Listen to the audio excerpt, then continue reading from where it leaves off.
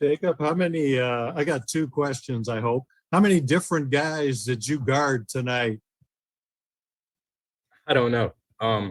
But as I said before in the past, whoever coach needs me to guard, I'm a guard, and I'm gonna do it with pride because I take pride in my defense. So whoever is in front of me, I'm gonna try my hardest to stop them. And I wonder, you guys had been talking about being in a close game, possession by possession, and executing. How do you think you guys performed in that situation? Down the stretch, we definitely made plays that won us the game. We definitely played a lot better in the last 4 minutes, and coach has always emphasized the last 4 minutes of a game if we're in close game situations, how we're going to finish. And I think we did a pretty well job of finishing the game. We still have some things we need to work on, but that's just a part of basketball. So we're going to go back to the drawing board, see what we need to fix, and then get better at it. Thanks. John Hale. Jacob, for as much fun as it is to blow everybody out, can a game like tonight actually teach you guys more about yourselves than some of those other recent games have? 100%. We walked into the locker room after the game, and the first thing we said was, way to stay together. And in a close game like this, the environment was crazy. For us to stay together when they went on their runs is big. It's big time. And it just shows the type of group that we are. Not only are we cool with each other off the court, but on the court, we're not going to fight about anything. We're going to get on each other's behinds, but that's about it. We know it's all love, and we're going to continue to stay together and work hard so we can get W's like this. Kyle Tucker. Yeah, Jacob, for the holdovers from last year's team, how sort of cathartic is it to get in games like this that you guys kept getting in over and over and over again last year and being so frustrated by not being able to do those last little things at the end? How satisfying is it to be part of such a different group this year where you're able to figure it out and get it done even when it's not pretty? Very satisfying. Nothing against my teammates from last year, but we didn't have guys who were able to make big time plays down the stretch and win us the game. And Ty stepped up big time for us, making 2 jump shots that helped us win the game. It just shows the type of player he is.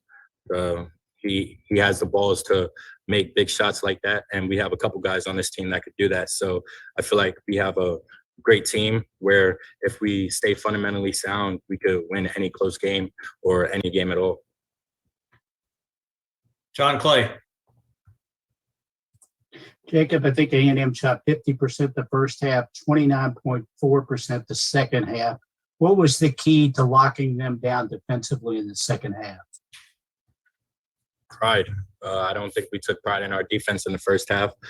We gave up a lot of straight line drives and we had a lot of turnovers that led to layups. So that was big.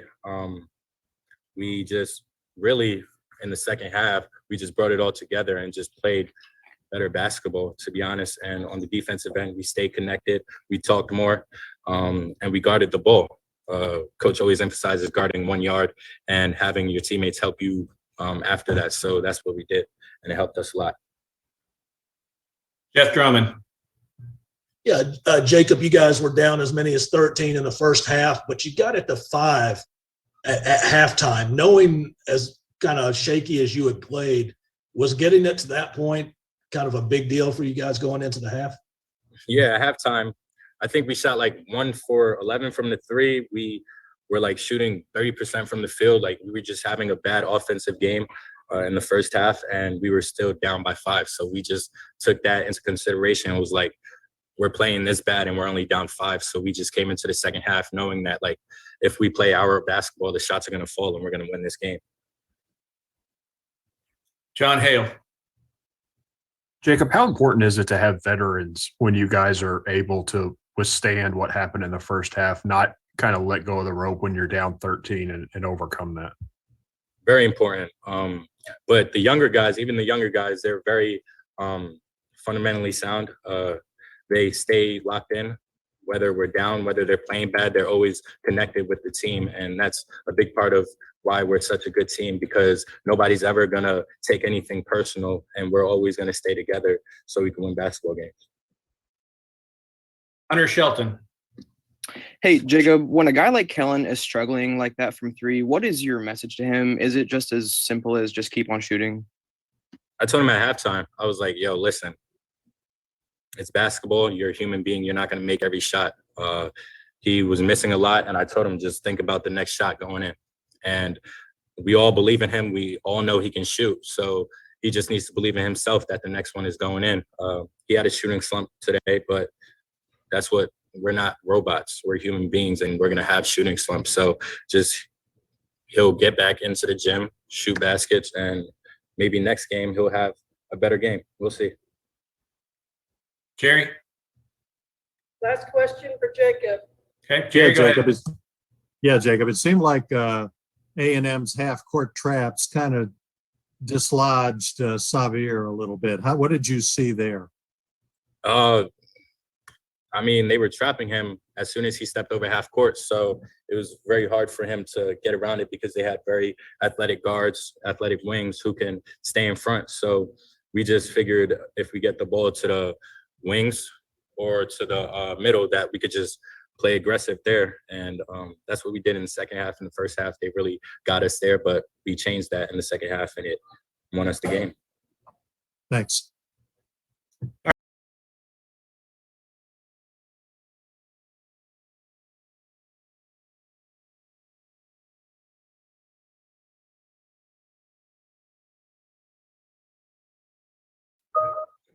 Davion, for as fun as it is to blow everybody out, do you guys kind of learn more about yourselves in a game like this than maybe you have in the last few? Yeah, absolutely. I mean, the environment was crazy for us tonight. I mean, they came out, they played well. They kind of, like you said, dislodged us early, like trapping ball screens. They were way more aggressive than we thought they were going to be, especially, pushing it about like 75 feet up the court. Like it was just, they were really aggressive. A little bit above half court. So it definitely had us, out of rhythm in the first half. But that was really good, and I'm just super proud of this team came away with a win, regardless how ugly that was tonight. And we won. That's all that matters. Jerry. Unmute, Jerry.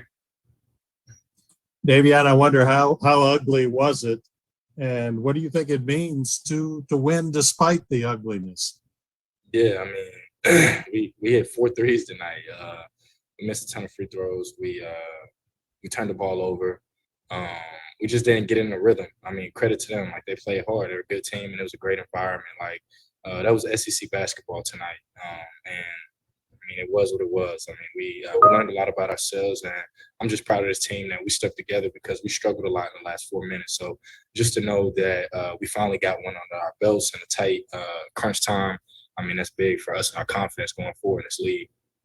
What do you think happened with the shooting? Both you and Kellen struggled with it. What, their defense a problem? What was going on? No, I mean, it's just the game. It's just the way the game is. I mean, my first one, having to chuck it up with 2 seconds left. As soon as I got in the game, that kind of, it kind of, I guess threw me out of rhythm just to have that be my first shot that I had to take. But I can't speak for Kellen. I mean, he's a great shooter, and with both of us, our mentality, we can miss 200 shots. Like, I'm going to keep shooting. I tell him, if he saw me going up to him in the game, like, keep shooting. Like, we don't care. And that simply becomes from, the coaching staff. But Cal's still yelling shoot. So, I mean, it is what it is. You try to hit, 5, 6 threes the next game. Kyle Tucker. Yeah, Davion is one of the guys who suffered through this kind of game that ended the other way over and over and over again last year. What to you is what's the difference between the team that can't ever finish one of those off and this group this year, this night? Yeah. Collectiveness. I mean, guys huddling together at the end of games, guys doing things that's outside of the norm. Like Jacob's going up, rebounding balls. I mean, I'm in there trying to scrap for balls. I mean, Xavier is just making steals. Tata hitting big shots. I mean, and then you look at the bench, everybody's up cheering. Like, that's simple things that we didn't have last year. And that's the discredit to the team we had. We were just young, you know what I mean? And now we got veterans and guys that's been in these situations. And it is just really fun. Like, I know it was terrible, but I really believe that was fun basketball tonight, man, just to see guys come together and fight for their lives. Jeff. Avion had 8 boards tonight, and 4 of them down the stretch. Are you as proud of those as any of the points tonight? Yeah, absolutely. I mean, the shot wasn't falling. I had to do something. I mean, at this point, like, I'm just trying to impact winning. If the 3 is falling, that's cool. If we get into the basket is falling, that's cool. But if things aren't working for me, I'm going to do something on that floor to produce for my team and help us win. Chandler. Yeah, Davion, what's going through your mind as you step up to hit the game-clinching free throw at the end? Yeah, honestly, I was just thinking about my team and my family. Like, a lot of thoughts were running through my head, but I was just breathing, and I was like, man, I got to do this for my family. Like, I know they're back home, they watching me, and they depend on me to make this shot and my team. So, like, immediately as I was stepping up, all I heard was my teammates coming up to me. You built for this. We believe in you. And that said to me, I felt like I had a responsibility to make that free throw. That's all the time we have for Thank Davion. you. We've got Coach Cal here.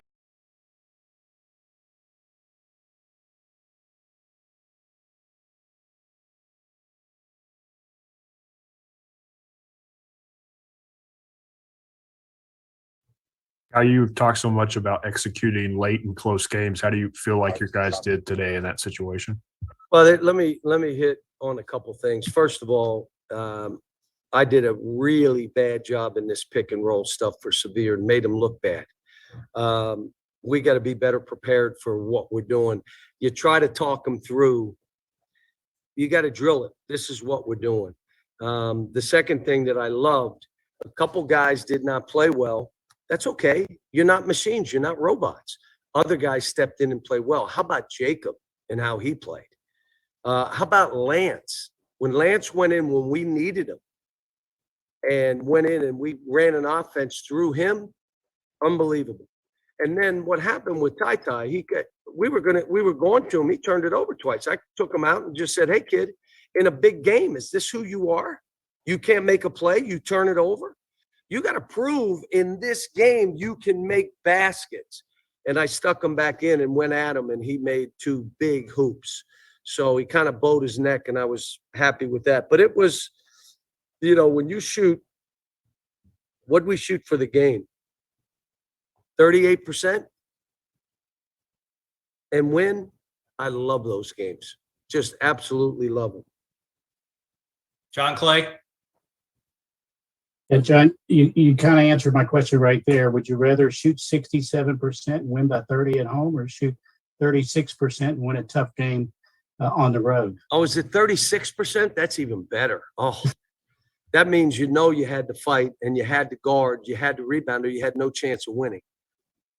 And but they were good. I mean, I understand they missed some shots that they normally make, but we had 17 turnovers.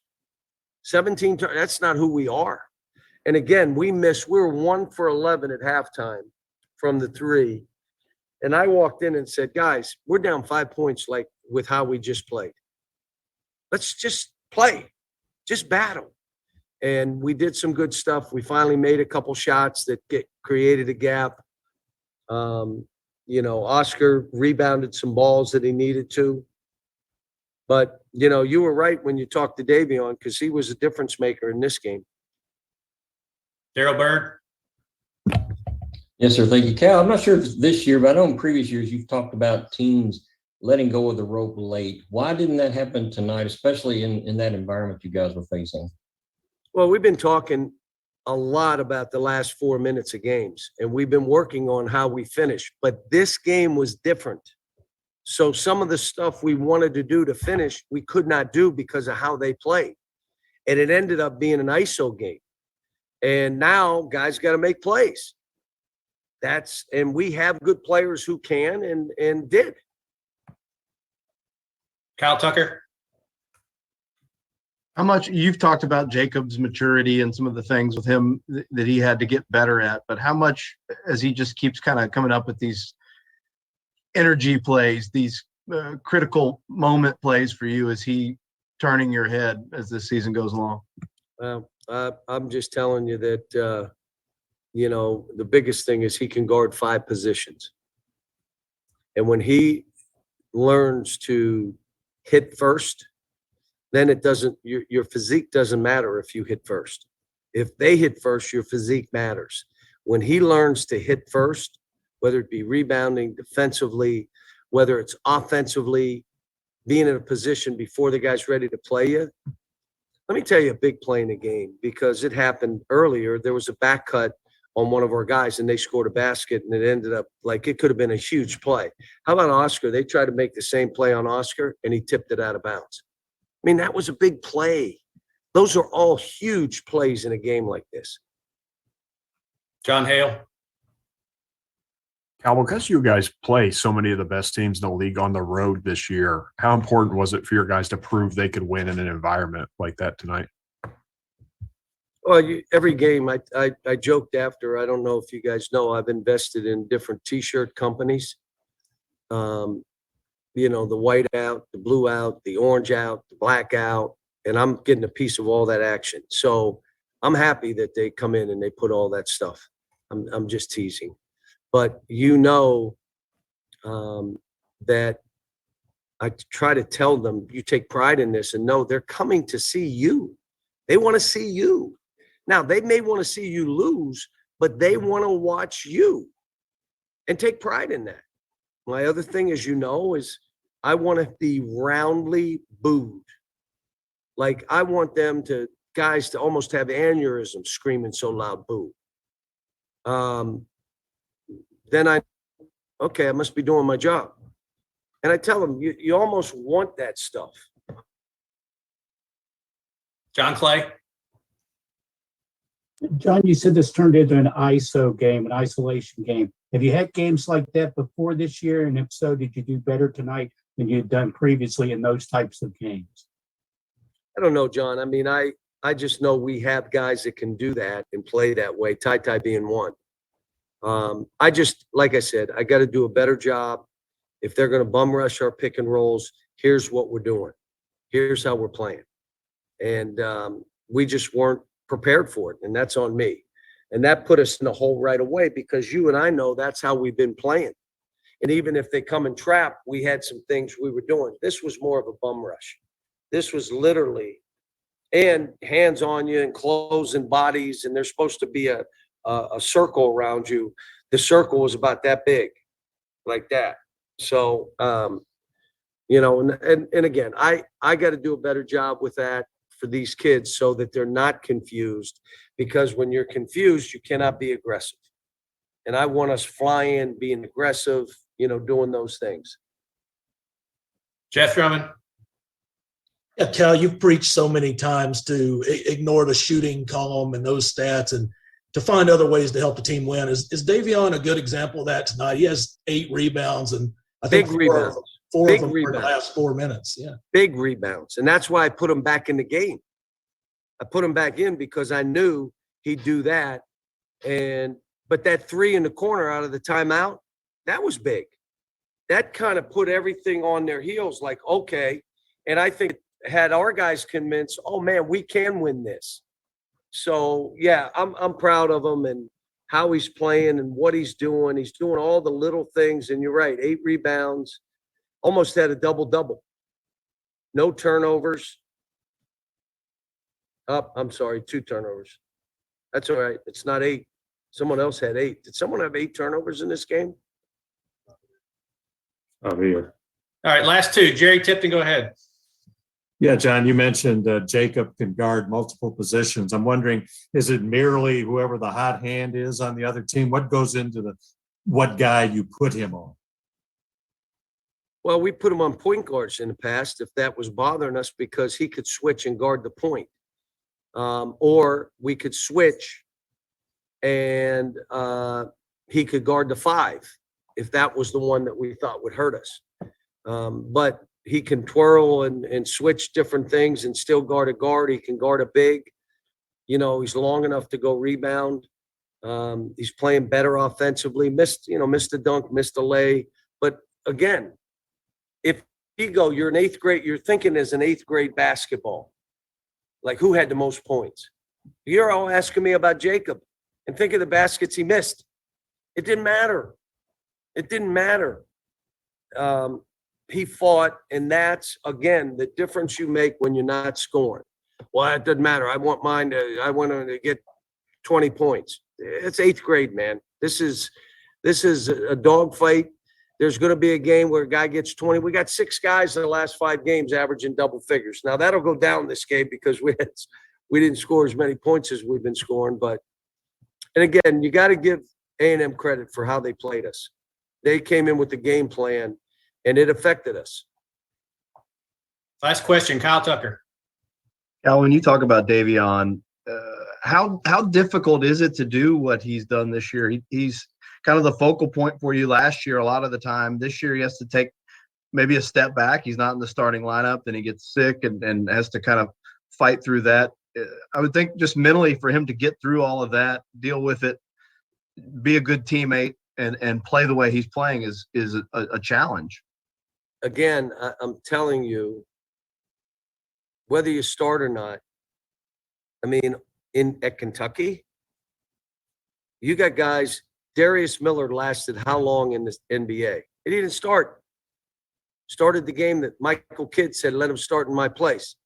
That helped us win a national title, by the way. What about who else? Devin Booker. It doesn't matter here. If you're into 8th grade stuff, that all matters. You're at Kentucky. Every game we play is like this. Let me tell you the advantage we have with this. Because every game is a Super Bowl, we're used to Super Bowl games. You just, and it's, like I said, hat night, cup night, family night. It's something, and it's packed. So, but it's again, we fought through a game at LSU without guards and that gave ourselves a chance. That's what we're looking for. And you're right. How we play down the stretch, what we're trying to do, we got to get better. I got to watch this tape and really try to figure out where the heck did I screw this up? And as we move on.